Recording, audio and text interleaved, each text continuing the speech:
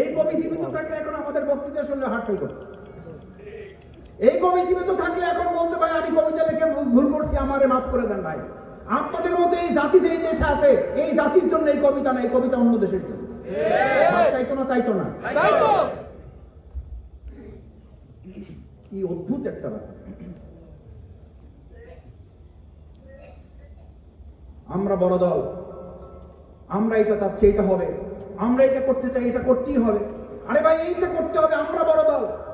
এই কথা তো ওবায়দুল কাদের বলতে বলতে তো লঙ্গি ছাড়া পালাইতে বাধ্য হয়েছে। এই কথা বলতে বলতে তো শেখ হাসিনা তার পরিবার ছাড়া আর কাউকে নিতে পারে নাই। এই পরিবারতন্ত্র আমাদেরকে কথা শিক্ষা দিয়েছে।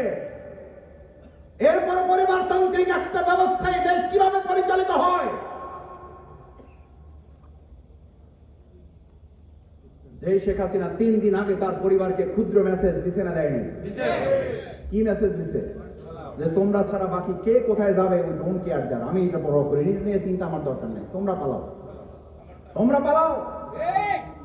পরিবারতন্ত্রের রাজনীতি আগামী দিনেও যদি আমি করি, তাহলে আমাকে মনে রাখতে হবে ওই পরিবার আমাকে ফালিয়ে এই জনগণকে ফেলে রেখে তারাও হয়তো পালিয়ে যাবে। কারণ ওটা পরিবারতন্ত্রের রাজনীতি, ওটা জনগণের রাজনীতি নয়। শিক্ষা নিতে আর কত লাগে বাংলাদেশের মানুষ।